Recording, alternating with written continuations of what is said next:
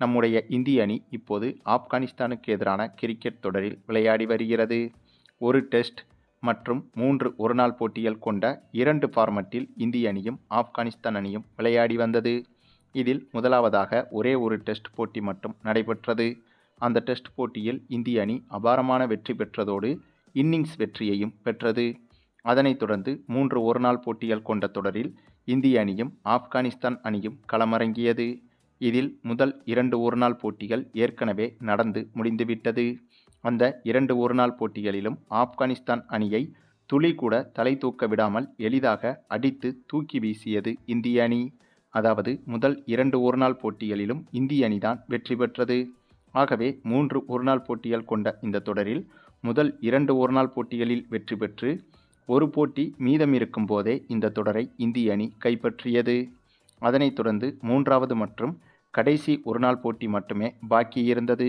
அது மட்டுமில்லாமல் இந்த ஆப்கானிஸ்தான் தொடர் முடிந்த கையோடு இங்கிலாந்துக்கு எதிரான தொடரிலும் இந்திய அணி களமிறங்க இருக்கிறது. ஆகவே இங்கிலாந்து தொடருக்கு தயாராகும் வகையில் ஒரு வார்ம் அப் மேட்சாகவே இந்த ஆப்கானிஸ்தான் தொடரை இந்திய அணி அணுகியும் வந்தது. ஆனால் ஆப்கானிஸ்தான் அணி இந்த இந்திய தொடரில் எப்படியாவது இந்திய அணியை வெற்றி பெற்றே ஆக வேண்டும் என்ற தீவிர முனைப்போடு களமிறங்கியது. அதனால்தான் டெஸ்ட் போட்டியில் தோற்றதற்கு பிறகு ஒருநாள் போட்டிக்கான அணியில் மீண்டும் மீண்டும் அடிக்கடி வீரர்களை ஒவ்வொரு போட்டியிலும் மாற்றிக்கொண்டே இருந்தது ஆப்கானிஸ்தான் அணி. எப்படியாவது இந்திய அணியை இந்த 3 ஒருநாள் போட்டிகள் கொண்ட தொடரிலாவது வெற்றி பெற்றே ஆக வேண்டும் என்பதற்காகத்தான் ஆப்கானிஸ்தான் அணியும் வீரர்களை பலமுறை மாற்றியும் பார்த்தது.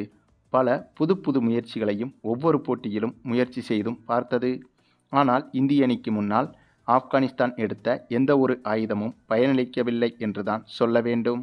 அந்தளவுக்கு இந்திய அணியின் ஆதிக்கம் என்பது இந்த ஆப்கானிஸ்தானுக்கு எதிரான ஒருநாள் போட்டியில் வெறித்தனமாக இருந்தது. அதுவும் இந்த தொடரில் விராட் கோலி, ரோஹித் சர்மா உள்ளிட்ட சீனியர் வீரர்களும் இந்திய அணியில் சேர்க்கப்பட்டனர். ஆனாலும் கூட முதல் 2 ஒருநாள் போட்டிகளிலும் விராட் கோலி அணியில் சேர்க்கப்படவில்லை. அதாவது பிளேயிங் 11இல் சேர்க்கப்படவில்லை. ஆனால் ரோஹித் சர்மா களமிறங்கி வெளுத்து வாங்கிவிட்டார் என்றுதான் சொல்ல வேண்டும்.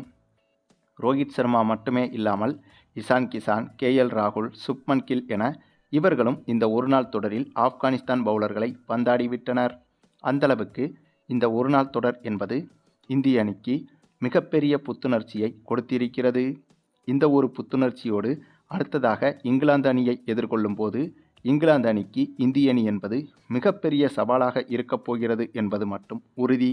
அதை மேலும் உறுதிப்படுத்துவது போல இந்தியா ஆப்கானிஸ்தான் அணிகளுக்கு எதிராக எஞ்சியிருந்த 3வது ஒருநாள் போட்டியில் தற்போது நடைபெற்றது.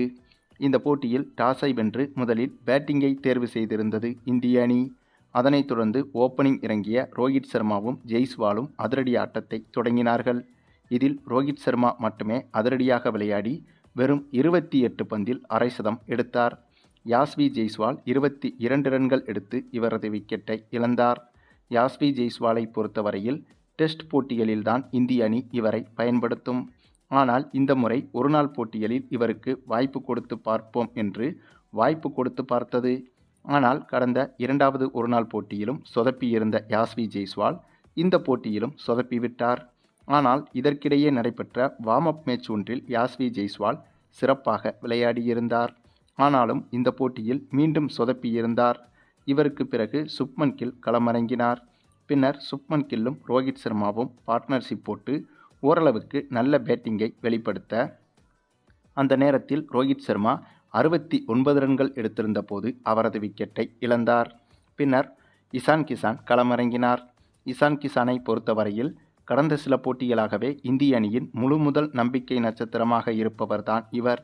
களமிறங்கும் பெரும்பாலான போட்டிகளில் இவர்தான் மேன் ஆஃப் த மேட்ச் வாங்குகிறார் என்றால் இவருடைய அதிரடி என்பது எந்த அளவுக்கு இருக்கும் என்பதை நீங்களே யூகித்து கொள்ளுங்கள். அந்தளவுக்கு இவர் களமிறங்கும் 10 போட்டிகளில் 8 போட்டிகள் வரை சூப்பராக விளையாடி விடுகிறார். ஏதேனும் ஒரு சில போட்டிகளில் மட்டுமே விரைவாக விக்கெட்டை இழக்கிறாரே தவிர மற்றபடி பெரும்பாலான போட்டிகளில் இவருடைய அதிரடிதான் இந்திய அணியின் வெற்றி தோல்வியை நிர்ணயிக்கும் இடத்தில் இருக்கிறது. அந்தளவுக்கு மிகப்பெரிய நம்பிக்கை நட்சத்திரமாக திகழும் இவர் இந்த போட்டியிலும் இவர் மீது வைத்திருந்த நம்பிக்கையை மீண்டும் நிலைநிறுத்தினார். ஏனென்றால் இந்த போட்டியில் களமிறங்கிய இவர் காட்டுத்தனமாக பேட்டிங் செய்தார். அதற்கு மிக முக்கிய காரணம் இவர் சும்மாவே காட்டுன்னு காட்டுவாப்புல. இதில் இந்த 3வது ஒருநாள் போட்டி என்பது ஃப்ரீ ஹிட் போலத்தான் இந்திய அணிக்கு. ஏனென்றால் ஏற்கனவே 2 ஒருநாள் போட்டிகளில் வெற்றி பெற்று தொடரை இந்திய அணி கைப்பற்றிவிட்டது. ஆகவே இந்த 3வது ஒருநாள் போட்டியில் இந்திய அணி வெற்றி பெற்றாலும் தோல்வியடைந்தாலும் இந்திய அணிக்கு எந்த ஒரு பாதிப்பும் இருக்கப் போவதில்லை. ஆகவே அப்படி இருக்கும்போது இந்த 3வது ஒருநாள் போட்டி என்பது இந்திய அணிக்கு ஃப்ரீ ஹிட் போட்டியாகத்தான் பார்க்கப்படுகிறது. அதே மனநிலையில்தான் இசான் கிசானும் இந்த போட்டியை அணுகினார். அப்படியாக அணுகிய இவர் களமிறங்கிய முதல் பந்திலிருந்து இந்த போட்டியில் கடைசி பந்து வரை சுத்து என சுத்தினார். அப்படியாக விளையாடிய இவர் 19 பந்தில் அரை சதம், 47 பந்தில் முழு சதம், 72 பந்தில் 1.5 சதம், 103 பந்தில் இரட்டை சதம் என அதிரடி சதங்களாக விளாசி அதிரடியாக இரட்டை சதமே எடுத்துவிட்டார். பின்னர் 207 ரன்கள் எடுத்திருந்த போது இவரது விக்கெட்டை இழக்க மற்றொரு புறம் KL ராகுல் இவர் பங்கிற்கு அதிரடியாகவே விளையாடினார். இவரும் அதிரடியாக விளையாடி வெறும் 13 பந்தில் 48 ரன்கள் வரை எடுத்து கொடுக்க பின்னர் ஸ்ரேயஸ் ஐயரும் கடைசி நேரத்தில் களமிறங்கி 4 சிக்சர்கள் வரை விளாசியிருந்தார். இவருக்கு பெரும்பாலான பந்துகள் எதிர்கொள்ள கிடைக்கவில்லை. ஆனாலும் கிடைத்த ஒரு சில பந்துகளில் அதிக சிக்சர்களை அடித்து மிரட்டியிருந்தார் ஸ்ரேயஸ் ஐயர். அதே சமயம் இந்திய கேப்டன் சுப்மன் கில் இந்த போட்டியில் சதத்தை எடுத்து 109 ரன்கள் வரை எடுத்து கொடுத்தார். ஆக மொத்தம் இந்த போட்டியில் இந்திய அணி பேட்ஸ்மேன்கள் அனைவருமே ஆப்கானிஸ்தான் பவுலர்களை நொறுக்கி எடுத்துவிட்டனர் என்றுதான் சொல்ல வேண்டும். இதன் காரணமாக 50 ஓவர்கள் முடிவில் 7 விக்கெட் இழப்பிற்கு இந்திய அணி 441 ரன்கள் வரை குவித்துவிட்டது. அதுவும் 50 ஓவர் போட்டியை பொறுத்தவரையில் இது மிகப்பெரிய இலக்காகும்.